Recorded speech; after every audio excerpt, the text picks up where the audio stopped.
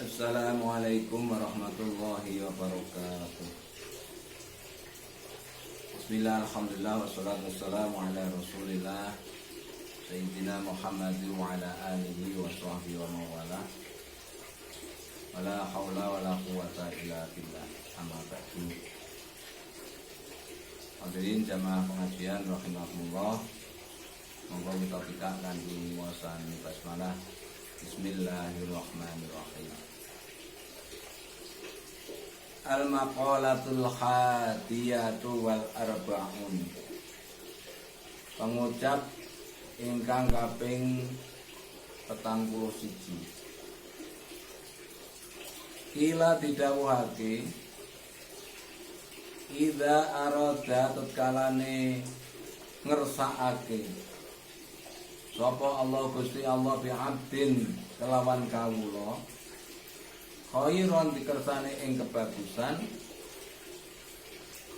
ai kamilan tegese kebagusan kang sampurna faqahahu fid dini faqahahu mongko minterake sapa Allah ing abdun fid dini ing dalem agama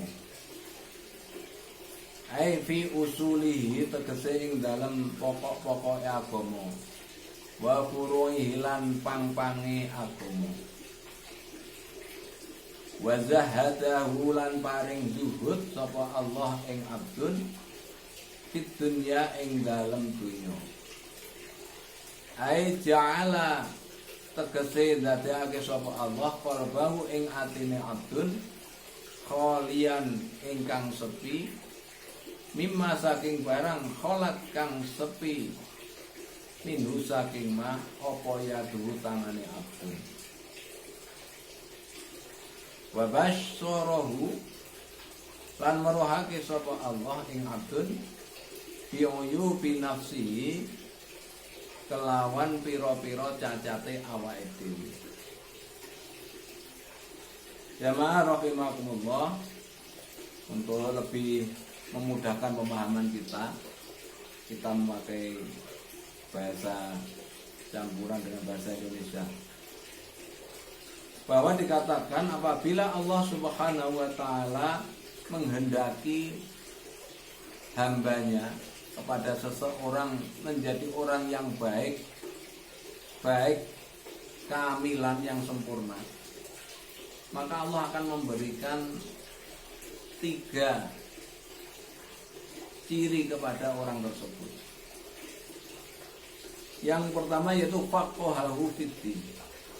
Orang tersebut akan diberikan pemahaman agama yang cukup, yang baik. Ketika seseorang mempunyai pemahaman agama yang baik dalam hal yang pokok-pokok maupun yang cabang-cabangnya, maka itu salah satu ciri seseorang itu dijadikan oleh Allah menjadi orang yang baik. Karena tentu saja orang yang agamanya baik di dalam hal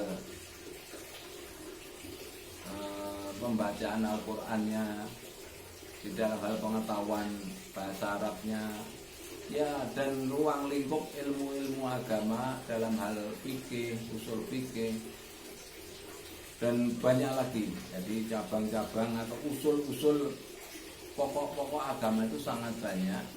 Kemudian cabangnya apalagi lebih banyak lagi. Maka seseorang yang akan dijadikan orang yang baik oleh Allah, itu yang pertama cirinya adalah dia diberikan pemahaman agama yang cukup, yang baik oleh Allah Subhanahu wa taala. Kemudian yang kedua, zahadahu fid dunya, dan dia zuhud terhadap dunia. Ini yang kadang salah dipahami oleh masyarakat, oleh teman-teman kita, bahwa orang yang zuhud itu orang yang kelihatannya nun sewu dalam bahasa, ya, termasuk orang yang kelihatan miskin, lusuh, tidak berdandan, bahkan cenderung kekurangan. Sebenarnya pemahaman bahwa orang yang zuhud dalam urusan dunia Bisa jadi dia itu orangnya sangat kaya raya, berkecukupan, dan dananya perlente, terlalu necis dan lain sebagainya. Tetapi itu semua bukan sebagai tujuan dari hidupnya. Jadi bahasa ringkasnya itu bahwa dunia bukan menjadi tujuan, tapi menjadi sarana untuk mendekatkan diri kepada Allah Subhanahu wa taala. Itulah orang yang dulu sebenarnya. Jadi dia berkecukupan, harta dunianya melimpah, apa yang dibutuhkan ada, ingin bepergian kemana juga ada. Tetapi bepergian untuk ketaatan kepada Allah, semua yang dimilikinya hanya sebagai sarana untuk mendekatkan diri pada Allah. Banyak harta, tidak pelit, suka menolong orang lain, bersedekah, dan masih banyak lagi kebaikan-kebaikan yang dilakukannya. Itulah yang di wazahada fid dunya. Jadi Allah memberikan sifat zuhud itu kepada seseorang yang dikehendaki baik tadi. Maka di dalam keterangannya aija'ala qalbahu khaliyan mimma khalat min dunyatihi.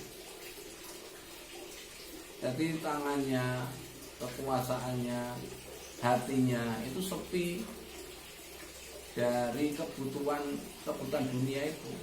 Walaupun sebenarnya hartanya banyak, tetapi itu tadi sekali lagi bukan menjadi tujuan hidupnya, tetapi hanya sebagai sarana untuk mendekatkan diri pada Allah.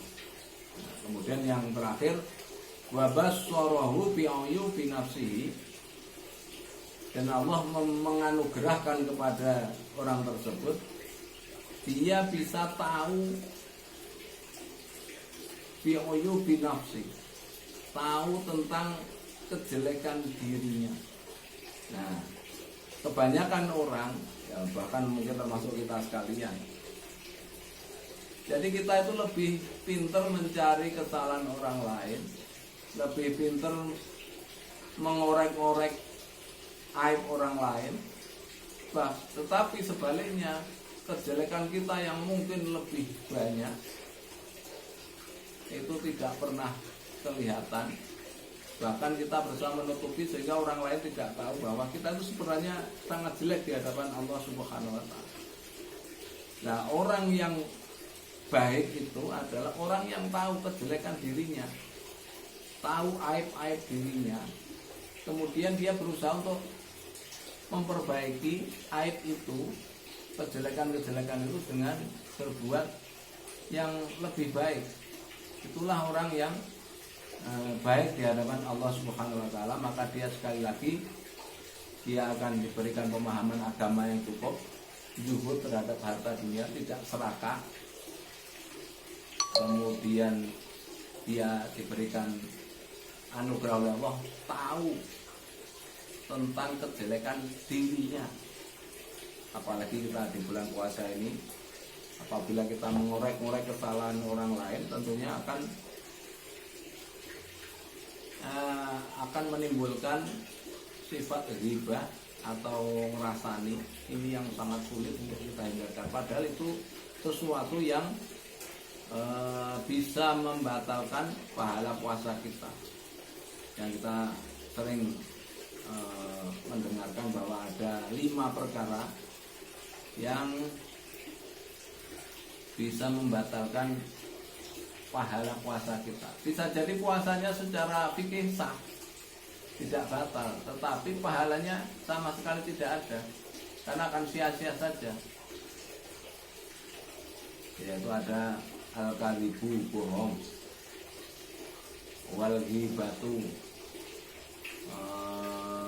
menggunjing, atau bahasa Jawa ini ngerasani. Menghindari bohong ini masih agak sulit, tapi menghindari ngerasani atau menggunjing ini yang sangat-sangat sulit. Bahkan mungkin di kesempatan lain saya akan menyampaikan perumpamaan orang yang ngerasani. Itu ada di surat Al-Hujurat ayat 11 kalau tidak salah, itu jelas sekali perumpamaan orang yang rasanya itu sangat-sangat jelek. Nanti di kesempatan yang lain kita sampaikan. Kemudian wan namimatu, adu-adu, tumbak tuduhan, orang yang suka mengadu domba. Wan namimatu. Kemudian wal yaminul ghamus, orang yang bersaksi palsu. Orang yang ya bersaksi bisa jadi di pengadilan atau bersaksi di dalam dengan tetangganya, dia memberikan kesaksian yang palsu kepada saudaranya, kepada tetangganya, pada teman-temannya, maka itu akan menghapuskan pahala puasa kita. Kemudian wan nadru bisyahwah, nah ini yang juga sulit sebenarnya, tapi kalau kita punya filter, apalagi puasa itu menjadi perisai kita, maka wan nadru bisyahwah, melihat orang lain dengan syahwat, ini bisa kita minimalisir kalau kita ingat bahwa kita itu sedang puasa.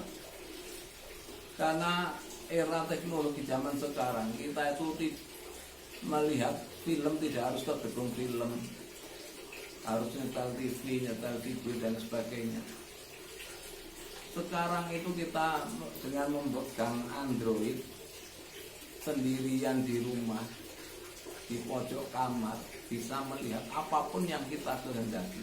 Maka filter itu yang harus kita buatkan dalam diri kita, sehingga kita bisa terhindar dengan tadi puasa kita akan sia-sia hanya gara-gara melihat orang lain atau aurat orang lain, kemudian timbul syahwat itu.